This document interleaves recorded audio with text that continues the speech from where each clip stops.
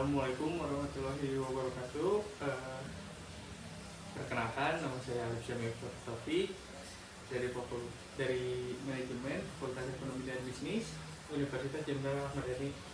Sebelumnya saya ucapkan terima kasih atas waktu yang diberikan untuk diskusi kita hari ini yang kurang lebih akan memakan waktu sekitar 60 menit. Hari ini kita akan berbincang mengenai produk Yamaha yang sudah sangat maju. Diskusi ini bersifat konfidensial dan hanya untuk kepentingan penelitian. Tentunya tidak ada jawaban benar ataupun salah. Segala yang Anda ungkapkan akan sangat bermanfaat bagi perjalanan penelitian kami ini. Diskusi ini akan kami rekam, namun tidak akan kami sebarkan untuk kepentingan di luar penelitian. Sebelumnya kita mulai, ada pertanyaan dulu. Enggak, lanjut aja. Oke. Terus boleh diperkenalkan nama lengkap dan usianya saat ini? Oh iya, perkenalkan nama saya Muhammad Faris Kausar Al-Ghifari. Untuk umur saya sekarang 26 tahun. Kalau untuk kesibukan atau pekerjaan Anda sehari-hari di mana? Kalau sekarang saya kerja wira swasta, tentunya di salah satu perusahaan farmasi di Indonesia, dan kebetulan tugasnya di Kota Bandung. Kalau boleh tahu, ini ada agak sensitif Pak, tapi gimana? Apakah boleh dijawab? Boleh. Penghasilan bulanan Range. berapa sih range-nya dari misalnya 3 sampai 10 atau berapa? Ya, nggak lebih dari 15. 15. Baik. Bisa ceritakan atau rute atau aktivitas harian yang biasanya menggunakan sepeda motor? Kalau rutinitas ya sehari-hari, kalau misalkan bagi sepeda motor biasa dari rumah ke kantor, dari kantor lanjut mungkin nanti ke area lapangan, karena kan kerjaan kita di lapangan gitu ya. Jadi dari kantor terus full seharian banyak di area di lapangan gitu. Baik. Seberapa jauh sih jarak yang ditempuh pakai motor Yamaha di setiap harinya gitu Pak? Kalau dihitung-hitung dari rumah ke kantor itu sekitar mungkin ada 3 kilo. Terus dari kantor ke area kan kita di Kota Bandung, mungkin ngeliling dari outlet A, B, C, mungkin ya total sampai balik lagi ke rumah ada mungkin 10 kilo gitu ya, total gitu ya, total 10 kilo. Kapan sih buat AA gitu pertama kalinya mendengar atau melihat model motor Yamaha yang AA pakai sekarang gitu kan? Sekarang AA pakai Yamaha NMAX gitu ya. Oh, iya. Apa sih yang membuat AA tertarik terhadap pembelian motor tersebut gitu? Yang pertama NMAX ya. NMAX tuh pertama kali dengar tuh karena yang pertama bodinya besar. Ya. Oke, terus kayak apa ya yang di speedboat ya? Speedboat ya, mirip speedboat. Terus lihat kalau untuk si tempat apa ya, untuk kakinya tuh panjang, jadi enak gitu. Oh iya, Enak nggak ya, pegel gitu kita ya. pegal. Apalagi kan saya agak tinggi, enak lah untuk misalkan sehari-hari perjalanan mungkin banyak ke area dengan jarak tempuh mungkin 10 kilo. Ya rata-rata 10 kilo per hari itu nyaman deh untuk pakai NMAX gitu untuk motor Yamaha. Kayak gitu. Apa sih ya kelebihan dari si Yamaha NMAX ini dibanding kompetitornya gitu seperti Honda PCX atau Honda Verza yang versi lebih besarnya? Untuk kelebihan NMAX mungkin yang pertama dari ya tenaga, terus dari kualitas mesin, terus nggak ribet lah, hanya servis biasa. Terus mungkin dari segi BBM mungkin ya, dari BBM lebih irit, pokoknya akselerasi sama tenaga lebih enak lah, lebih enteng Yamaha dibandingkan dengan kompetitor yang sejenisnya. Kalau buat ini sih ya nanya, memang sih perbandingan aja tidak beda jauh gitu ya. Tapi selain dari sisi stylish juga gitu Pak, siluetnya kenapa lebih di saat pemilihan pembelian memilih NMAX gitu dibandingkan PCX? oh ya mungkin kalau ya benar tadi kata Alisa, kalau dari harga mungkin gak beda jauh ya, gak beda jauh. Terus kalau saya sih pribadi lebih ke apa ya, mungkin dari model pertama mungkin model, terus saya mungkin cari informasi juga mengenai si kualitas mesin, terus sama dengar dari informasi dari orang apa yang pernah pakai NMAX, saya lebih cocok pakai NMAX gitu. Jadi saya beli NMAX gitu. Berarti FOMO gitu ya? Iya, FOMO sama suka gitu karena FOMO. ya stylish gitu misalnya dari modelnya kayak gitu. Berarti ditemuinya itu dari ruang lingkup sekitar ya? Iya, ruang lingkup sekitar, contohnya mungkin dari teman-teman kantor, Iya. ada yang pernah pakai, ada yang punya, saya tanya-tanya dan tertarik juga gitu, makanya saya ada tertarik untuk beli gitu. Makanya saya sekarang pakai kendaraan naik gitu kan. Kalau buat selanjutnya ya, konsumsi bahan bakar apa sih yang biasa pakai rutin buat motor NMAX? Kalau sekarang saya yang normal pakai Pertalite gitu ya. Pakai Pertalite untuk konsumsi BBM sehari-hari pakai Pertalite. Kalau boleh tahu berapa sih dari kondisi 0 hingga full tanknya motor NMAX itu? Kalau saya mungkin sekarang berapa liter ya? Satu full ya, dari 0 sampai full tuh mungkin ada 5 liter atau 6 liter ya gitu. Berarti sekali isi sekitar 50.000 Ya, sekitaran segitu. sekitar segitu. Sekali isi full gitu, sekitar 5 liter. Itu cukup untuk perjalanan seminggu atau beberapa Seminggu cukup lah, seminggu kalau cukup. full seminggu cukup untuk sampai ke 5 atau 6 liter gitu per minggu. Cukup awet juga ya? Ya itu karena ya salah satu keunggulan dari Yamaha NMAX mungkin. Kalau untuk berikutnya nih ya, informasi pertama apa sih yang langsung ngebuat AA gitu menoleh atau tertarik dari motor tersebut selain dari desain, fitur atau promosi harga juga? Yang pertama tertarik karena lihat langsung punya teman teman kantor gitu ya. Iya. Ya teman kantor tertarik dari lihat, maksudnya ya baik lagi ke apa ya, desain si motornya gitu. Iya.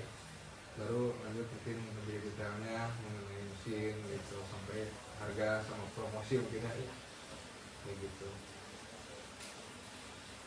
Kalau untuk ini apa untuk perasaan AA gitu di saat memakai motor ini tuh aku banget atau gimana gitu Pak? Ya, meningkatkan betul. rasa percaya diri AA. Mendingan rasa percaya diri ya karena nyaman, karena nyaman. Ya yang pertama nyaman, mungkin beda sama motor-motor yang lain yang mungkin karena lebih kecil yang mungkin dibandingkan standar motor yang besar. Yang itu ya karena lebih nyaman, terus saya posisi agak tinggi, makanya tiap pakai motor NMAX ya bawahnya enak gitu, nyaman gitu, nyaman untuk pribadi kayak gitu. Baik, ini ya mau agak sedikit melenceng gitu Pak, mengenai dunia permotoran gitu ya. Ya. Selain motor NMAX gitu, mempunyai motor apa sih? Kalau selain NMAX saya punya motor tua. Oh, nggak motor apa-apa. boleh. Ya, motor tua, iya motor Jenis klasik. apa sih? Di Vespa. Oh, Vespa Vespa. klasik. Vespa klasik tahun Tahun 96. 96. Itu Vespa PX apa Eksklusif Vespa? 2. Eksklusif Eksklusif 2 ya, tahun 96. Motor untuk ya kalau libur gitu. Ya, kalau libur. Kalau sehari-hari pakai NMAX. Biasa buat ini ya, apa kalau minggu itu di Bandung itu biasanya semua gitu. Ya, betul. Buat Kembali semua. ya, misalnya di kota Bandung ya. Kayak kota Bandung. Gitu. Kenapa menjadi pilihan kedua untuk apa yang menyenangi AA buat membeli Vespa tersebut? Kalau untuk Vespa karena senang gitu ya sama apa ya, ada sejarah sama orang tua, terus karena mungkin dari hobi, terus karena klasik gitu, klasik ya gitu sih. apa sih untuk mungkin buat untuk usia aku sekarang gitu ya, motor Vespa itu emang jadi primadona gitu ya. Tetapi apa sih yang nilai tambah yang bisa diberikan dari nilai Vespa dari pendapat Kak Asep? Kalau menurut saya pribadi mengenai Vespa ya itu mungkin dari tahun pembuatannya pada tahun 96 atau mungkin balik ke 20 tahun yang lalu, bahwa motor Vespa atau motor kelas itu menjadi motor apa ya, motor yang ya kayak motor-motor sekarang gitu, sebelum ada keluarnya motor-motor Matic, motor-motor sekarang gitu. Karena motor Vespa mungkin dari dulu sampai sekarang tuh masih tetap konsisten gitu, masih ada topi yang koleksi, ada yang masih pakai, dan sampai tahun ini juga harganya juga lumayan gitu, Ya, lumayan gitu, ada ya peningkatan gitu dibandingkan tahun yang lama gitu. nggak turun gitu Ya, dari segi ya makanya banyak anak muda sekarang yang pada suka motor-motor klasik gitu. Ya, selain Vespa masih ada banyak motor-motor klasik yang lainnya, karena diurus terus, mungkin banyak komunitas-komunitas yang lainnya, sehingga kan dari apa ya, dari si branding motor tersebut gak mati gitu. Oh, iya. Gitu. Berarti selain Vespa menyukai motor klasik seperti jenis seperti Astrea, Nah, seperti gitu. Honda Wheel. Ya banyak lah yang saya suka motor-motor klasik, karena yang pertama apa ya, dari ya mungkin dari tahun-tahun pembuatannya kan itu udah lama, tapi sampai sekarang masih tetap jalan gitu. Asalkan gimana apa ya, gimana kita servisnya gitu, kita merawatnya gitu.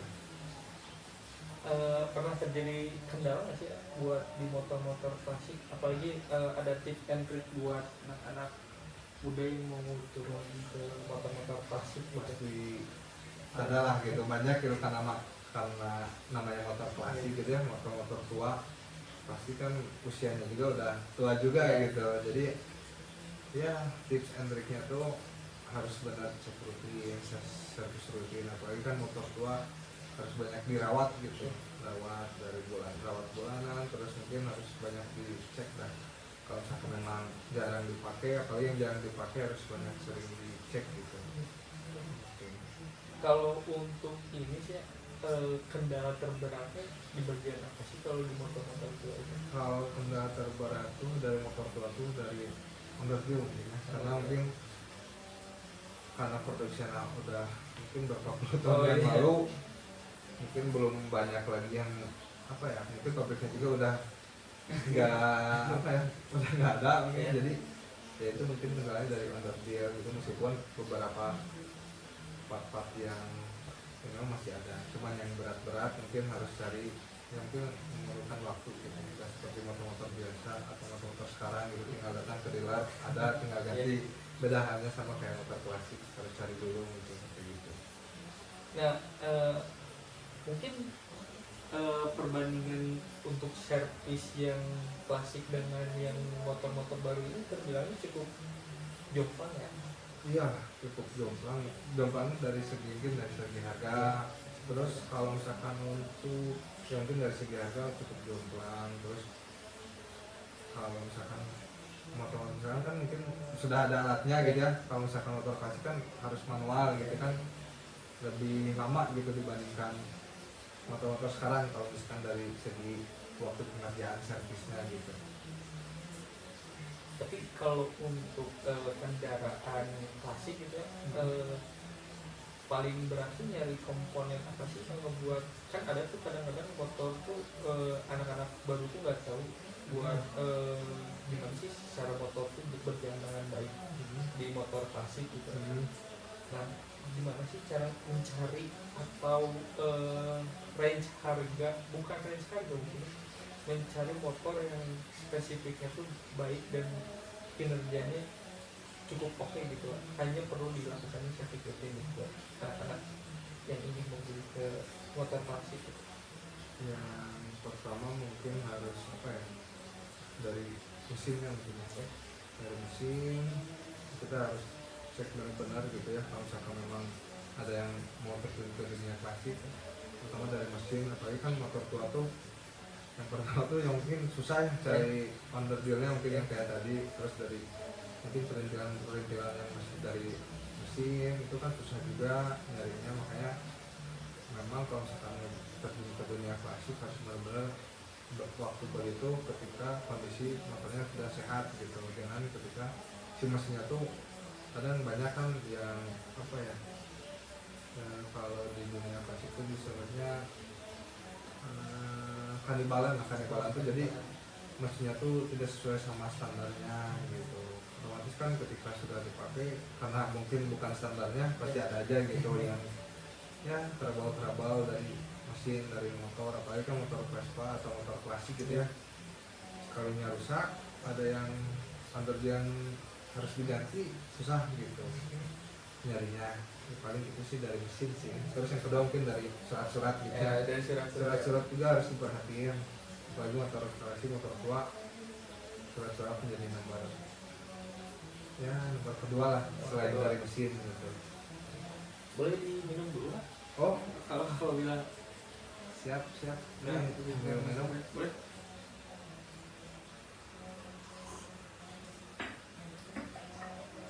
Nah, balik lagi ya ke pertanyaan yang seputar Yamaha nih. Iya. Ada nggak sih mungkin di saat sekarang banyak gitu ya motor-motor seperti saingannya dari Yamaha sendiri gitu, seperti Beat yang sudah pakai keyless, terus di harga yang cukup murah udah pakai sistem kunci keyless gitu. Terus ada beberapa motor yang wah udah nyaman banget. Gimana sih tanggapan buat di NMAX gitu? Kalau ya seiring berkembangnya teknologi sama zaman gitu ya, mungkin tadi ada singgung mengenai motor ya, komoditor motor yang lebih murah gitu ya, dengan keunggulan keyless gitu ya, yang udah tambah kunci kan ya. Kalau misalkan lihat dari segi teknologi memang oke lah ya, cuman baik dari pribadi gitu ya, pribadi sama konsumsi pribadi, bahwa menggunakan motor NMAX dibandingkan motor lain mungkin ada perbedaannya juga gitu. Misalnya perbedaan itu dari segi contoh dari bagasi gitu kan, misalkan dengan motor Beat gitu kan lebih kecil gitu kan, meskipun memang katanya lebih irit, tapi kalau menurut saya sih mungkin sama-sama aja ya, gimana rute sama pemakaian kita gitu. Tapi ya menurut saya sih kalau motor NMAX menurut saya cukup sih kalau misalkan ini gitu ya, untuk konsumsi pribadi gitu sama sehari-hari gitu ya. Baik, untuk berikutnya setelah AA merasa tertarik dan suka terhadap motor MS ini, apa langkah selanjutnya yang AA lakukan gitu, seperti apakah langsung ke dealer, test ride, atau tanya-tanya teman yang sudah pakai dulu gitu sebelum membeli si produk Yamaha NMAX ini? Pasti test ride dulu ya, paling kan teman kantor ada yang punya, jadi test ride dulu punya teman kantor, terus mungkin tanya-tanya beli di mana, dan kebetulan ada yang lewat dealer-dealer yang mahal, mungkin saya coba mampir sampai jadi membeli motor ini gitu, dengan segala promo yang diberikan kepada saya gitu dari dealer. Nah, untuk berikutnya berapa lama sih waktu yang AA butuhkan gitu buat dari pertama kali tertarik sampai akhirnya menjadi memutuskan untuk membeli, sekitar berapa bulan gitu atau berapa minggu gitu? Kalau saya dari awal mungkin 6 bulan gitu ya, 6 bulan karena lihat dari pertama launching, terus dari pertama teman pakai ya, analisis dulu gitu berapa bulan pemakaian dia, terus apakah ada kendala atau enggak, sampai saya mungkin beli ya jarak 6 bulan lah sampai saya bisa beli motor NMAX gitu. Jarak 6 bulan. Iya, 6 bulan sih. Terus kenapa sih sekarang tuh motor-motor tuh relatif di harga yang gak terlalu mahal, gak terlalu murah gitu? Ada yang menengah aja, contohnya seperti motor-motor second gitu, seperti motor NMAX atau Aerox atau Lexi dari produk yang ini susah turun gitu dari segi harganya apabila dijual second gitu. Ya, karena makin banyak peminat sama makin banyak ya pengguna gitu ya, dari pengguna motor-motor yang mahal khususnya, karena apa ya, yang terus banyaknya pemakaian dari sehari-hari, terus dari apa ya, mungkin dari kualitas motornya tersebut gitu. Apalagi kan Yamaha mungkin salah satu keunggulan mungkin dari segi apa ya, mesin. Kalau menurut saya dari segi mesin, makanya ketika dijual, misalkan ketika dijual harganya tidak terlalu turun gitu, karena baik lagi kalau misalkan memang benar-benar dirawat, motornya dirawat dengan baik, pasti harga jual di pasaran yang second juga nggak terlalu jauh gitu dibandingkan harga asli. Ini agak menarik ya. Aku pernah lihat iklannya Honda EDV ya, yang mengatakan bahwa dia tuh bandel gitu di segala medan rintangan seperti tanah, bebatuan, ataupun jalan raya gitu. Nah, sedangkan Yamaha sendiri kan sudah mempunyai sistem ABS ya, assist brake system gitu, agar tidak jatuh gitu di saat genangan air atau campuran oli di jalan gitu. Itu gimana tanggapan yang secara kompetitor bilang kayak gitu gitu? Kalau tadi kan perbandingan sama motor apa ya, EDV Ya. Kalau ya mungkin dari EDV sendiri, dia tuh apa ya, mengunggulkan bahwa motor EDV itu untuk spek-spek yang perjalanan jauh gitu kan, dari segi body sama style juga kan itu benar-benar kayak untuk motor touring. Karena kan kalau misalkan secara bodynya hampir sama motor NMAX, cuman dari segi apa ya, fungsinya mungkin lebih banyak untuk motor-motor touring gitu kan. Oke, terus yang kedua mengenai ABS sama ya mungkin dari motor ADV juga mungkin ada ABS ya, ada. ABS ya, karena mungkin motor-motor yang khususnya untuk perjalanan jauh itu kan banyak apa ya, banyak kendala dari segi rem, pengereman gitu ya. Apalagi ditambah kan kalau misalkan motor yang sudah ada ABS-nya kan, jangankan perjalanan jauh, yang perjalanan dekat juga yang sehari-hari itu sangat penting gitu mengenai pengereman ABS itu. Makanya kalau ketika ada kompetitor yang ada ABS atau misalkan motor-motor yang kompetitor yang kayak ADV tadi, terus NMAX memang sudah punya ABS, ya masih tetap NMAX sih, karena ya dengan konsumsi pribadi jarang perjalanan jauh, hanya untuk dari rumah kantor sama ya untuk kerja lah, masih untuk kerja gitu masih cocok gitu. Masih aman. Pernah ini nggak sih kayak tiba-tiba teman di kantor kita melihat keluaran Honda yang terbarunya, pernah tertarik untuk membeli karena motor dari produk yang sebelah juga? Oh, dari ya produk sebelah, kalau tertarik sih enggak sih ya, maksudnya karena baik lagi ke apa ya, keperluan pribadi gitu ya. Karena semakinnya, karena ini dia udah cukup gitu, apalagi nambah lagi kan belum tentu gitu ya, belum tentu nyaman, terus belum tentu bisa perawatannya gimana. Apalagi kan motor-motor baru, ketika kita udah punya motor misalkan motor NMAX, terus ada motor yang lain gitu kan, sudahlah mungkin nggak tertarik dulu gitu, karena ini sudah nyaman gitu ya. Kalau udah yang nyaman ya kenapa harus berpindah ke tempat yang lain gitu. Betul gitu. Nah, untuk ini apa touring paling jauh nggak sih? Touring pakai NMAX enggak ya, paling kalau misalkan Bandung ya ke daerah Pangalengan, Ciwidey, Lembang gitu, belum pernah sampai ke luar kota gitu. Tapi sih menurut saya tuh ya udah enak, nyaman gitu, perjalanan jauh kayak ke Pangalengan, Ciwidey, ke Lembang itu udah paling enak. Apalagi dengan apa ya, yang kendaraan kakinya tuh kan panjang gitu, nyaman pokoknya. Bagasi besar, bisa bawa apa aja lah dalam bagasi. Kelebihannya juga NMAX ini ya, menurut beberapa orang tuh yang di boncengnya tuh lebih nyaman ya. Betul, lebih nyaman gitu dibandingkan dengan kompetitor gitu, dengan seperti PCX atau EDV gitu. Nah, untuk ini ya, untuk berikutnya kesan apa sih yang pertama dapatkan gitu di saat aktifnya si motor datang ke rumah? kesan pertama senang sih ya, pertama senang, terus pasti udah kebayang gitu, udah kebayang wah ini mau jarak apapun dengan kondisi motor seperti ini, terus posisi kita nyaman berkendara, udah pasti enak gitu, nggak ada trouble gitu. Selain dengan ya, selain dari posisi kita naikin motornya, terus dari segi apa ya, perawatannya nggak terlalu ini. Nah, tadi ada yang sedikit kelewat ya. Selain dari hobi motor, hobi anak itu apa sih? Selain Kalau hobi motor ya paling olahraga, gimana olahraga biasa gitu ya, olahraga berat. ya. Terus selain olahraga ada lagi nggak? Seperti menyukai jenis olahraganya bola atau Ya mungkin bola, lari lah. Mungkin kalau dari hobi ya, hobi ya mungkin selain motoran gitu ya, ya olahraga seperti lari dan bola sih udah cukup sih. Ya, gitu. pernah ini juga ya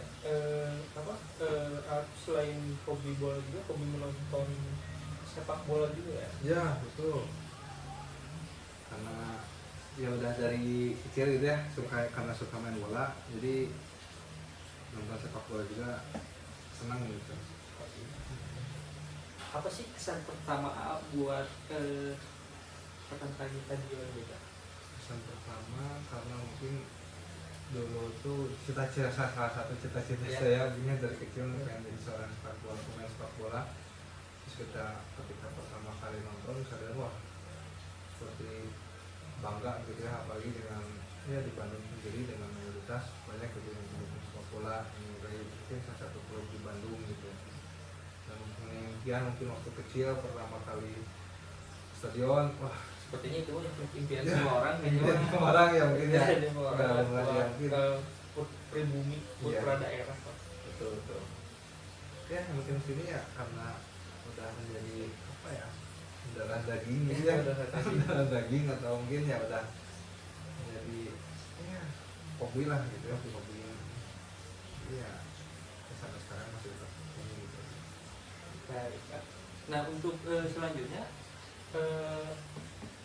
gimana ya? Apakah AA nonton pertandingan Persib itu hanya di match-match besar saja atau match-match yang biasa saja itu diikuti gitu? Kalau saya pribadi kembali ke ini ya, waktu ya mungkin Iya. kalau sekarang gitu, kalau dulu sih wah nggak apa ya, nggak lihat lawannya apa gitu, yang penting nonton gitu ya, yang penting nonton. Kalau mungkin sekarang ya kalau kondisi kita udah kerja gitu kan, mungkin waktu agak susah gitu ya, ya paling bisa tuh hari-hari weekend gitu kan, hari weekend, apalagi kalau misalkan pertandingan sama klub-klub yang besar gitu ya, apalagi lawan-lawan yang lebih inilah dari Persib gitu. Ini apa? Tapi tidak mengganggu ke pekerjaan kan? Iya. Untuk melakukan hobi-hobi seperti nonton sepak bola, olahraga Ya, dan touring termasuk juga. karena ya ada waktunya lah gitu Ya, ya, kan ada kalau waktu. misalkan ya hari Senin sampai Jumat itu olahraga, Sabtu Minggu kan ada waktu gitu kan, bisa untuk ya memenuhi hobi atau kesenangan kita pribadi gitu, kayak ya touring, mungkin olahraga, atau misalkan nonton pertandingan di stadion gitu. Boleh dideskripsiin nggak sih gimana sih rasanya masuk ke stadion Persib gitu? Apalagi mungkin ngalamin di stadion Siliwangi gimana? Ya mungkin kesan pertama, maksudnya bukan kesan pertama ya, tadi itu apa yang bukan kesan pertama apa ya? Ketika masuk stadion gitu ya, dibandingkan sama stadion Ya seperti Siliwangi gitu ya. stadion Jalan Harupat atau Oh, stadion iya. Gelora Bandung Lautan Api gitu. Apa sih yang membuat perbedaannya? Tapi untuk agak menarik sih ya, kalau stadion Siliwangi itu di tengah kota, jadi vibes-nya itu kayak Nah, Eropa gitu, ya, betul. seperti Eropa. Ya mungkin kalau yang pertama mungkin dari stadion Siliwangi gitu ya, itu kan karena mungkin historinya mungkin Persib Bandung itu di kompleksnya itu di stadion Siliwangi gitu, belum ada sejarah Harupat, belum ada stadion GBLA. Jadi kesan pertama kalau misalkan di GBLA gitu ya, wah ini memang dari segi jarak gitu ya, tapi yang mempunyai kendaraan mobil mah lebih enak gitu, apalagi kan jalan tol gitu deket, terus stadionnya memang lebih gede gitu, lebih luas dibandingkan ya Persib juga beda juga dengan Stadion Siliwangi. Kalau Stadion Siliwangi kan lebih ke apa ya, karena di tengah kota gitu, jadi lebih dekat kemana-mana gitu dibandingkan Stadion GBLA, apalagi mungkin sejarah kabupaten karena mungkin di kabupaten ya agak lumayan jauh juga gitu nih dari orang-orang yang tinggal di kota gitu. Aku agak sedikit ngulik tentang AA. Nah ini dulu tuh berteman sama Akil Satik gitu ya. Ya betul, pernah. Boleh diceritakan? Oh iya kan, dulu ya mungkin historinya tuh saya mungkin dari ikut SSB gitu ya, ikut sekolah sepak bola, terus ya makin sini ya banyak inilah ikut seleksi juga sampai ya Persib junior juga sampai terpilih, dan kebetulan salah satu teman saya itu mungkin agak sakit gitu ya, yang mungkin sekarang masih apa ya, bermain ya, gitu di Liga Indonesia gitu. ya, bermain di Liga Indonesia gitu. Dari mungkin dari usia berapa ya saya kenal sama beliau itu, dari usia 15 atau 17 gitu ya. Karena kan sering ketemu, misalkan persahabatan atau pertandingan lah antara SSB terus sampai satu klub, pernah kasih bareng gitu, sampai sekarang mungkin beliau berkiprah di dunia sepak bola gitu yang profesional gitu. Kayaknya kenal gitu sama beliau. Baik. Untuk berikutnya boleh mengulik lebih dalam. Apa sih yang membuat pemain-pemain dari atau basis dari supporter gitu lebih mendukung ke, kan kalau orang Sunda tuh lebih ke ini ya, apa timnasnya Jawa Barat Ya, timnasnya Persib gitu. Boleh di ini nggak sih kenapa sih ya? oh ya mungkin ya karena apa ya, warga sekitaran ke Bandung gitu ya, karena orang Sunda, terus pemainnya juga putra daerah gitu ya, putra daerah, ada satu kebanggaan lah gitu, wah ini putra daerah kota Bandung bisa apa ya, bisa bermain sama putra-putra daerah yang lain gitu. Apalagi kan ini namanya timnasnya kota Bandung ya, pasti banyak dinilai gitu, banyak digemari sama masyarakat gitu. Nah untuk ini bertanya lagi ya seputar masih dunia persepak bolaan. Berarti kalau dianalogikan gitu ya, kalau di Inggris itu kan kayak Liverpool gitu yang orang-orangnya itu tersingkirkan gitu. Berarti di Indonesia itu Persib gitu ya, atau orang-orang Jawa Barat gitu ya. Karena antusiasmenya terhadap tim nasional itu kurang gitu. Seperti di kota Liverpool gitu, apabila ada pemanggilan, orang-orang dari Liverpool itu bukan tidak antusias, jadi biasa saja gitu. Lagi melihat pemain-pemainnya, pemain klub dari Liverpool tersebut main di timnas gitu. Jadi seperti Persib gitu ya, jadi nggak terlalu antusias gitu. Apabila ada salah satu pemain dipanggil ke timnas dan lalu melihat respon dari supporter atau masyarakat itu biasa aja gitu, tidak seperti mungkin seperti kota-kota luar gitu kan. Seperti itu. Kalau di luar negeri seperti kota Manchester, kota Huddersfield gitu, atau London gitu, pemain-pemain dari sana gitu. Ya, mungkin sama ya, kayak mungkin kalau di Bandung itu sama kayak Liverpool tadi gitu ya, ketika salah satu putra daerah dari Bandung terus dipanggil ke tim nasional gitu ya, tidak apa ya, tidak terlalu ini gitu masyarakat di Bandung, karena mungkin kalau dari Bandung sendiri ya sebagai Persib Bandung itu kan mayoritas putra daerah dari kota Bandung gitu ya, jadi udah klop gitu antar sama pemain gitu, meskipun ada beberapa pemain asing gitu ya sekarang. Dengan kondisinya Persib ya dibandingkan dengan timnas, masyarakat kota Bandung, timnasnya kota Bandung ya Persib gitu, bukan timnas Indonesia. Karena mungkin kalau di timnas nasional gitu ya, yang di Indonesia itu ya ketika ada pemain Persib yang dipanggil, tidak menutup kemungkinan bakal ketutup sama kota daerah yang lain gitu. Jadi rasa kebanggaan ketika ada terpanggil itu juga terlalu ini gitu, sama kayak tadi pemain Liverpool gitu, tidak terlalu antusias gitu. Gitu. Meskipun ya ada suatu kebanggaan gitu bisa dipanggil, cuman lebih bangga lagi kalau misalkan ya dari Persib klubnya gitu, klubnya daerah gitu, Persib Bandung sendiri. Tapi seperti yang di Inggris gitu ya, pemain-pemain mungkin kalau di kita tuh di Indonesia tuh Persibnya yang disalahkan. Kalau di luar negeri tuh kan di khususnya di Inggris tuh lebih disalahkan pemain-pemain berkulit hitam. Soalnya melihat cacian dan rasisme dan headline tagline dari berita-berita acara olahraga itu pasti nyasarnya ke Liverpool dan ke Chelsea Pak, kalau aku samakan gitu. Kenapa sih masyarakatnya tuh lebih memojokkan gitu dari salah satu pihak gitu? Kalau di Inggris tuh lebih memihak ke kulit putih gitu, meskipun yang kulit hitamnya bermain dengan baik dan memukau. Kalau di kita tuh lebih ke Persibnya yang dijadiin ujaran kebenciannya.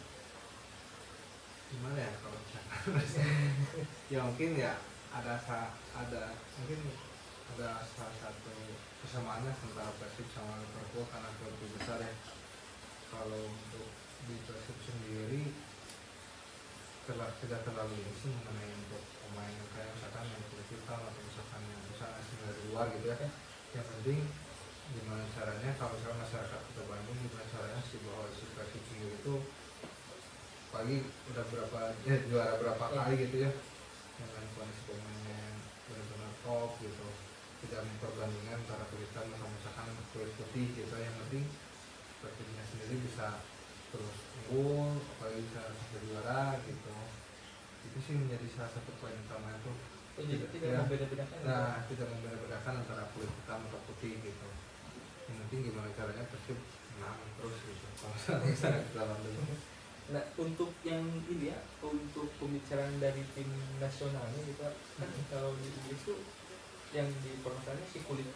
Oh. Nah, kalau di kita tuh malah Persibnya yang jadi ujaran caci kebencian dari supporter-supporter lain gitu. Supporter lain. Ya, Ya, karena mungkin itu menjadi apa ya, karena misalkan ada salah satu pemain Persib gitu ya yang dipanggil ke timnas, terus bahwa supporternya itu nggak suka gitu, bahwa yang sukanya bukan ke pemainnya tapi ke klub Persibnya kan, karena mungkin ya namanya klub sedang di atas gitu ya, pasti ada satu kebencian dari supporter yang lain gitu. Tapi kan kalau satu supporter timnas itu kan seluruh Indonesia gitu ya, mungkin ada yang benci sama klubnya, apalagi salah satu klubnya itu yang dipanggil ke timnas gitu kan. Jadi ya ada unsur rasisme gitu ke klubnya itu sendiri gitu, bukan ke pemain gitu. tapi ya kalau dikatakan ya, orang-orang tuh di sosial media tuh bilang kalau banyak yang bilang kok pemain Persib yang dipanggil, ditanya-tanya, setelah dipanggil malah dihujat. Jadi bingung gitu, aku juga ngelihat supporter tuh maunya gimana gitu, apalagi supporter yang dari luar Bandung gitu. Ya, gitu. Melihat performanya, padahal kan kalau udah menilai performa tuh bukan dari individu gitu ya, dari tim gitu. Yang disudutkan malah salah satu pihak aja. Kalau menurut saya sih, kalau misalkan ada salah satu yang misalkan yang dipanggil terus ada salah satu apa ya, yang supporter yang lain memang lebih mendukung, nggak ada salah satu pemain mungkin nggak ada pemain dari Persib gitu, ada yang mendukung ya. Kalau misalkan dari saya pribadi, karena jiwa saya timnasnya itu timnasnya Persib Bandung, ya udah fokus ke Persib gitu. Ya, misalkan salah satu dipanggil ke timnas juga yang menjadi masalah gitu. Yang penting mah gimana caranya bahwa hasil pemain itu kalau misalkan dari Bandung terus dari klub Persib Bandung dipanggil timnas, yang sampai lah jangan sampai mengecewakan dari klubnya sendiri gitu. Baik. Nah, untuk berikutnya ya, apa sih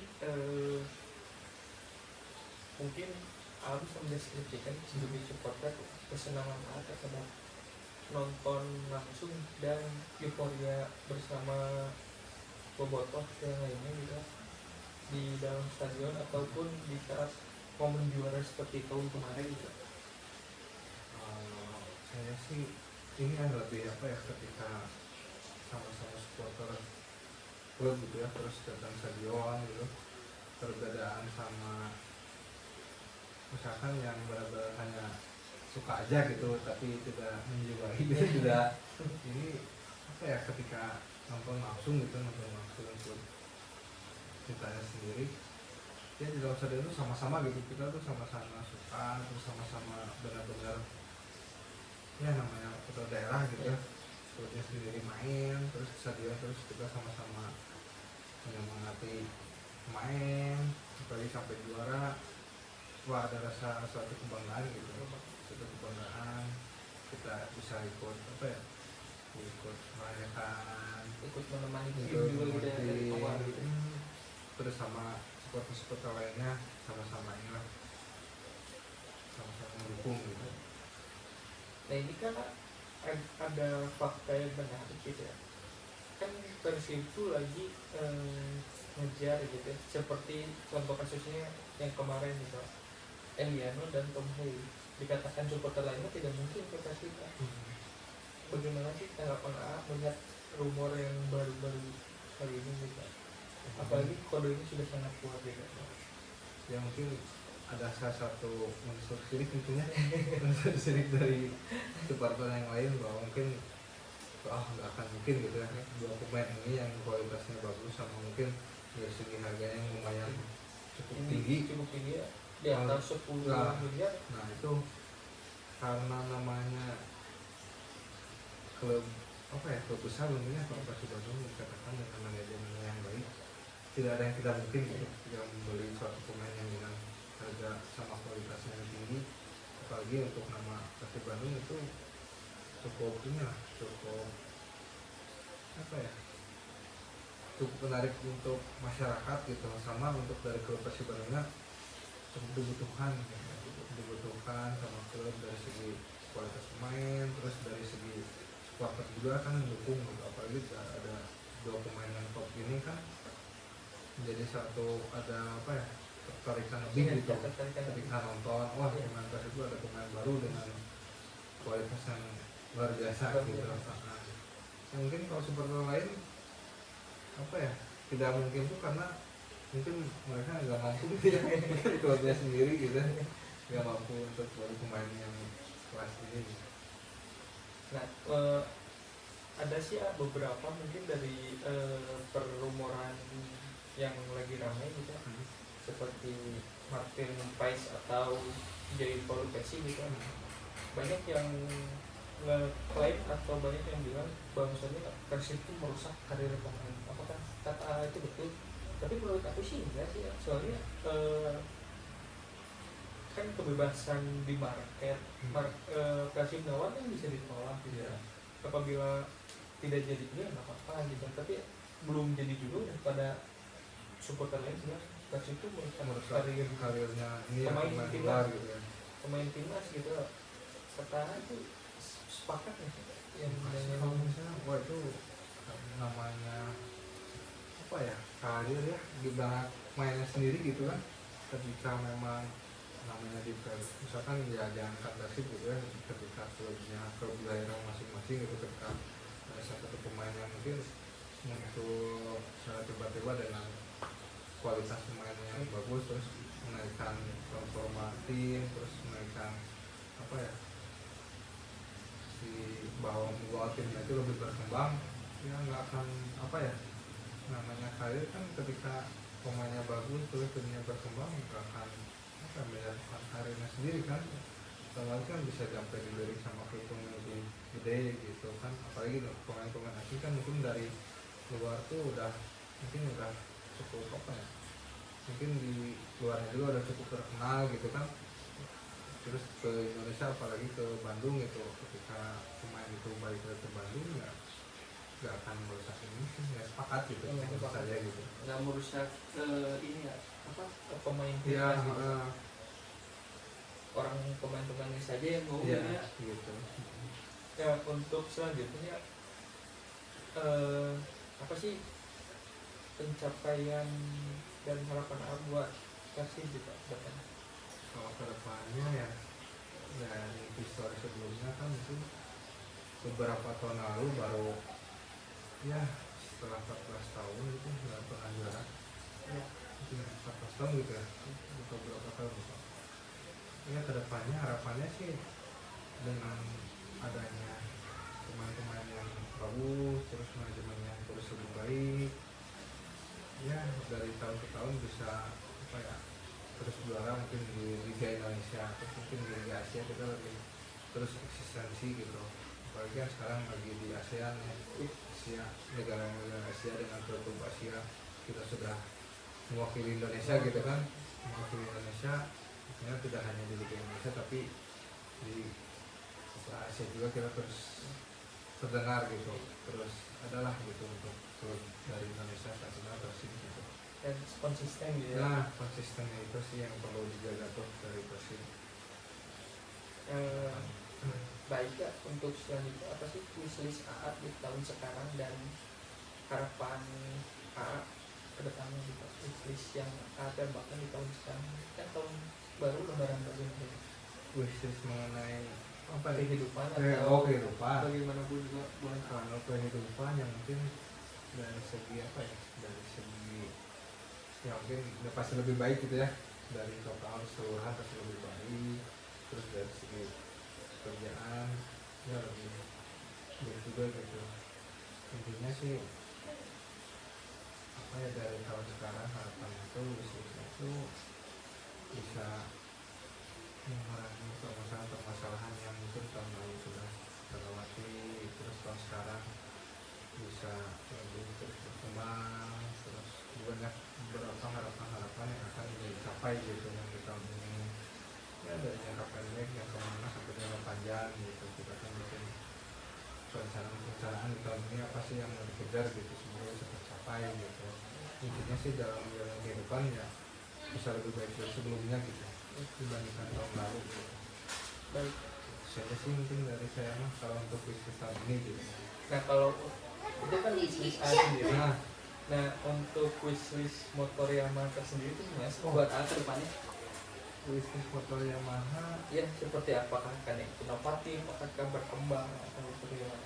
untuk Yamaha sendiri ya pastinya kalau di tahun ini sama tahun depannya pasti terus berkembang, terus dengan gempuran-gempuran kompetitor-kompetitor yang ada terus apa ya, terus konsisten dari segi kualitas untuk motor Yamaha sendiri gitu ya, meskipun ada banyak kompetitor yang muncul dengan keunggulan yang teknologi yang terbaru ya, semoga ya motor bisa produk-produk Yamaha terus konsisten gitu dan tidak merusak market sih intinya tuh.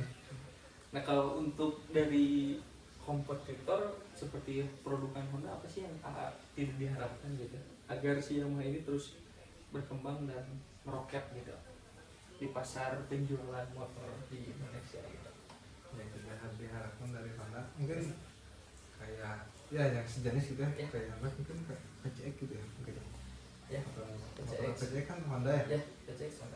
yang tidak diharapkan karena mungkin motor Honda sendiri kurang ini ya apa, kurang bisa menyaingi sama motor Yamaha gitu ya. Jadi dari segi apa info dari teman-teman juga yang pakai PCX mungkin kurang bagus gitu ya, kurang bagus.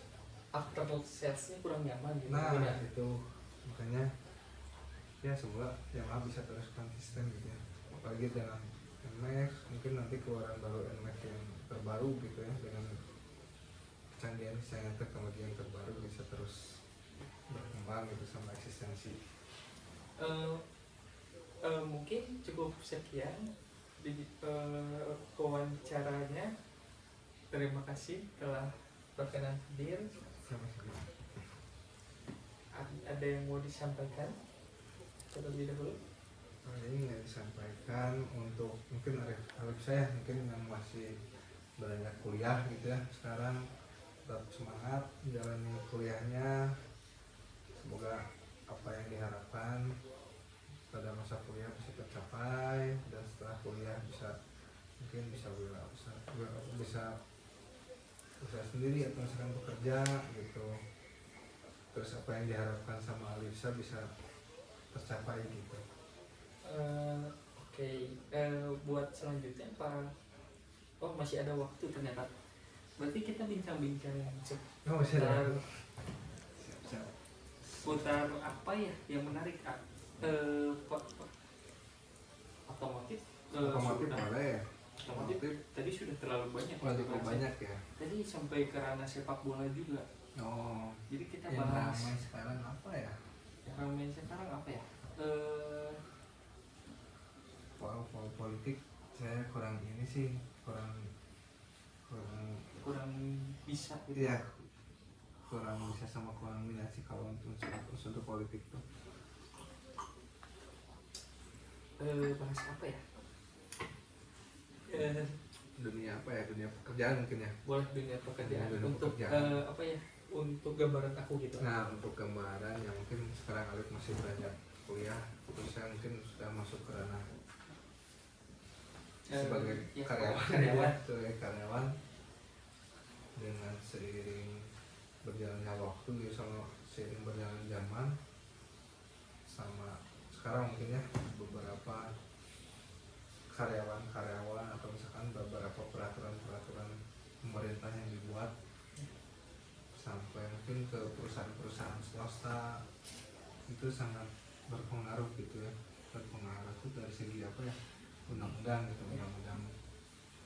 undang-undang sama apa ya, praktek waktu ketika kita bekerja tuh ada yang sesuai ada yang enggak gitu ya.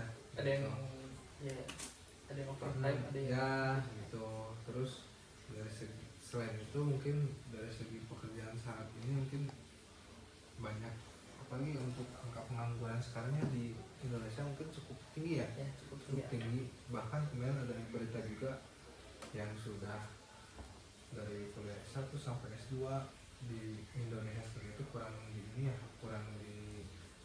diperhatikan gitu. Apalagi lulusan luar negeri gitu kan. Banyak sekarang kemarin berita tuh ketika salah satu siswa yang meneruskan S2 ketika lulus dia malah pusing sendiri untuk mencari pekerjaan. Sedangkan di pekerjaan sekarang juga banyak yang banyak PHK. Terus untuk perjanjian kerja juga kan banyak yang tidak sesuai gitu. Tidak sesuai itu dalam artian tidak diangkat jadi karyawan tetap, terus statusnya tuh status hanya sebagai karyawan kontrak gitu kan. Sedangkan yang masyarakat Indonesia sendiri kan yang diharapkan tuh menjadi statusnya tuh jadi karyawan tetap. Mungkin masyarakat sendiri udah tahu juga itu menjadi karyawan tetap itu perbandingannya apa sama karyawan yang kontrak gitu. Sedangkan untuk masyarakatnya sendiri kan mau bekerja ini susah gitu kan. Ketika ada job fair itu kan katanya si job fair itu hanya sekedar formalitas gitu, hanya sekedar formalitas. Sedangkan kan kebutuhan masyarakat Indonesia tuh ketika ada job fair tuh yang belum ngerti apa-apa kan, wah ini ada peluang karir untuk masuk ke perusahaan. Tapi di sisi lain ada berita-berita yang melakukan job fair itu hanya sekedar formalitas, kan sangat disayangkan gitu ya untuk masyarakat Indonesia. Jangankan yang sudah kuliah gitu ya, apalagi yang belum kuliah itu kan ya banyak yang disingkirkan gitu. Sedangkan yang masyarakat Indonesia semakin sini kan semakin banyak penduduknya, terus semakin banyak juga masyarakat Indonesia kan memerlukan pekerjaan gitu. Sedangkan untuk pekerjaan sendiri kan sangat susah untuk mendapatkan hal itu gitu. Makanya mungkin ketika beres kuliah ya mudah-mudahan itu baik lagi rezeki ya, rezeki Alif sendiri. Semoga apa yang bisa diharapin ketika beres kuliah gitu ya, pengen masuk ke perusahaan A dia ikutin prosedur gitu, ikutin prosedur yang ada ya. Semoga rezekinya, karena kan namanya kita mau kerja di orang gitu, baik lagi ke rezeki masing-masing gitu. Tidak menutup kemungkinan misalkan ada yang lebih kumlot dari Alif, ada yang lebih rendah. Tidak menutup kemungkinan untuk punya karir yang lebih sukses gitu kan gitu. Ya itu sih sangat apa ya, miris gitu lihat di Indonesia sekarang gitu ya. Lulusan SMA susah mendapat pekerjaan, terus lulusan S1 S2 sangat susah gitu ya. Langkah lebih baiknya mungkin ketika Aisyah tetes lurus. Kalau misalkan memang punya jiwa berwirausaha mending ya usaha. usaha gitu kalau menurut saya gitu ya. Tapi balik lagi ke Alexis sendiri, kalau misalkan pengen punya pengalaman bekerja ya silahkan bekerja dengan suatu profesional yang di bidangnya gitu, biar sesuai sama apa ya, sama basic ilmu yang pernah dapatkan di waktu kuliah sekarang gitu. Itu sih mungkin dari saya mah. Mungkin ada pertanyaan di pikiran aku. Eh,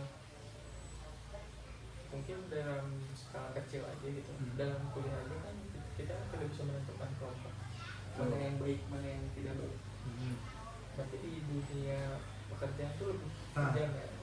Yang pekerjaan lebih keras gitu ya. Misalnya lebih ya itu kan ruang lingkupnya kecil gitu. Baik pekerjaan kan lebih luas, sama mungkin itu mencangkup perignasi kita gitu, perignasi untuk bekerja. Jangankan kelompok yang tidak sesuai sama, masa jangankan dari suatu kelompok kecil gitu untuk mengerjakan tugas gitu kan pasti ada suatu pendapat yang berbeda. Dalam dunia kuliah lebih serius lagi gitu, apalagi dengan kepentingan pribadi gitu, kepentingan pribadi dalam satu kelompok atau divisi atau misalkan suatu grup dalam satu pekerjaan itu pasti banyak bermunculan gitu, yang ada yang cari muka sendiri, mungkin ada yang gila petasan kayak gitu dengan suatu kepentingan pribadi gitu. Ya kalau menurut saya sarannya tuh ketika memang ada di dalam satu kelompok ya kita ikutin alurnya aja gitu, jangan terlalu over gitu. Ketika kita terlalu over banyak gitu orang-orang yang tidak support ke kita gitu, apalagi ya dalam hal kecil gitu, orang kelompok kecil yang tidak sesuai sama aturan atau yang nggak bisa diajak kerjasama gitu. Yang penting mah kita sudah melakukan hal yang terbaik gitu. Itu sih kalau menurut saya. Baik, ada satu lagi sih yang menarik kan, mungkin sekarang tuh yang ijazahnya hanya di SMA tuh mendapatkan gaji yang tidak ada atau hanya sekitar di bawah UMR banget.